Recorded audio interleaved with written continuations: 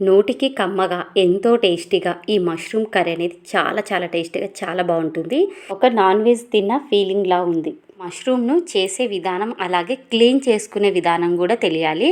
ఇందులో డీటెయిల్డ్గా చూపిస్తాను. వీడియో అనేది చివరి వరకు చూడండి.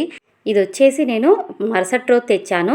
ఇది ఫ్రిడ్జ్లో పెట్టినందుకు ఈ ప్యాకేజ్ అనేది ఒక్క అర్ధగంట సేపు బయట పెట్టేసినామంటే కూలింగ్ అనేది అంతా తగ్గిపోతుంది. చూపిస్తున్న విధంగా ప్యాకెట్ అనేది తీసేసుకొని ఇవి ఉంటాయి కదా నల్ల మచ్చలు అనేటివి, ఇవి వచ్చేసి మనకి నీట్గా ఎలా క్లీన్ అవుతాయో నేను చూపించేస్తాను. ఇప్పుడు ఈ కాడ ఉంటుంది కదా, వెనికి కాడని ఇలా జస్ట్ అన్నామంటే నీట్గా విడిపోకుండా వచ్చేస్తుందండి. చాలా స్మూత్గా ఉంటుంది.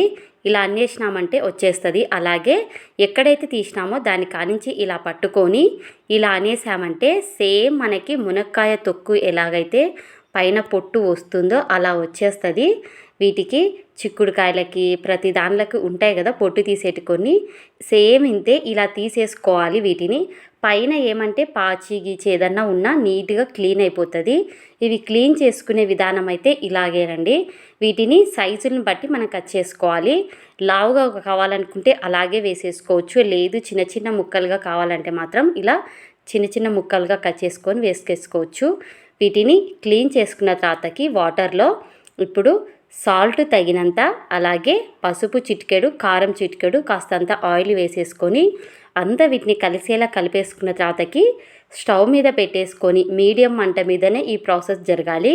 వీటిని ఇలా కలుపుతూ ఉండంగానే ఒకసారి కలిపి పక్కన పెట్టేసుకున్నామంటే వాటర్ అనేది వచ్చి ఊరి ఇలా దగ్గర పడిపోతుంది. వాటర్లో ఇంకిపోయిన తర్వాతకి తీసేసుకొని ఇప్పుడు గ్రేవీకి సరిపడా ఒక 2-3 టమాటోలని ఇలా కట్ చేసుకొని మిక్సీ జార్లోకి వేసేసుకోవడమే. ఒక 4-5 జీడిపప్పులు కూడా వేసేసి మెత్తగా మిక్సీ బట్టి పక్కన పెట్టేసుకోవడమే. ఇప్పుడు కడాయి పెట్టేసుకొని 2 స్పూన్లంతా ఆయిల్ వేసేసుకొని ఇప్పుడు చెక్క, లవంగ, బిర్యానీ ఆకు వేసేసుకున్న తర్వాతకి ఒక 2 కానీ 1 కానీ ఒక ఇలాచీలు వేసేసుకొని కొంచెం అట్లా గోరువెచ్చగా అయిన తర్వాతకి ఒక పెద్ద కప్ అంతా ఉల్లిపాయ ముక్కలు సన్నగా కట్ చేసి వేసేసుకొని ఇవి కొంచెం బ్రౌన్ కలర్ రావాలి. బ్రౌన్ కలర్ వస్తేనే కర్రీ అనేది మనకు టేస్ట్ అనేది బాగుంటుంది. ఇప్పుడు గ్రేవీకి సరిపడా టమాటో గుజ్జును కూడా ఇందులో వేసేసుకొని కలపకుండగా అలాగే తగినంత పసుపు వేసేసుకొని అలాగే సాల్ట్ తగినంత, కారము 1 స్పూన్ కానీ 2 స్పూన్లు కానీ స్పైసీకి తగ్గట్టు, అల్లం వెల్లుల్లి పేస్ట్ కూడా వేసేసుకొని గుప్పెడు కరివేపాకు కూడా వేసేసుకొని అలాగే డ్రై చేసిన కొబ్బరి పొడి, ధనియాల పొడి వేసేసుకొని అంత మసాలాలా వేసేసుకున్న తర్వాతకి అంతా కలిపేసుకొని దీంట్లో ఉన్న ఆయిల్ తేలేదాకా మీడియం మంట మీదనే వీటిని ఈ మసాలా మొత్తం మగ్గిచ్చేసుకోవాలి. మసాలా అనేది మనకి పూర్తిగా ఇలా రెడీ అయిపోతేనే టేస్ట్ అనేది చాలా చాలా బాగుంటుంది. ఇలా మసాలాలో నుంచి ఆయిల్ అనేది తేలాలి. అప్పుడైతేనే మనకి మసాలా రెడీ అయినట్టు.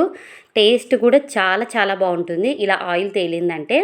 ఇప్పుడు సరిపడా వాటర్ పోసేసుకొని గ్రేవీకి సరిపడా వాటర్ పోసేసుకొని అంతా వీటిని ఇలా కలిపేసుకొని చివరిగా కొత్తిమీర కూడా వేసేసుకొని ఉడికేటప్పుడు ఇప్పుడు వేయించి పెట్టేసుకున్నాం కదా మష్రూమ్స్ అన్నీ ఇందులో వేసేసుకొని ఇప్పుడే బాగా మీడియం మంట మీద వీటిని ఉడికిచ్చేసుకోవాలి.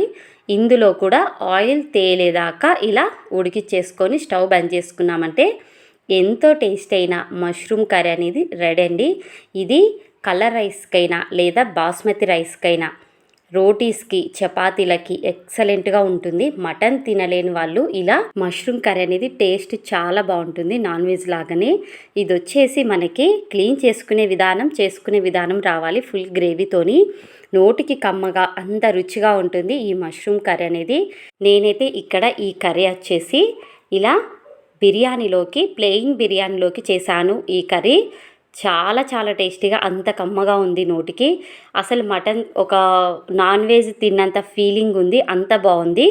ఈ వీడియో మీకు నచ్చిన, ఉపయోగపడిన ఒక లైక్, షేర్ అండ్ సబ్స్క్రైబ్.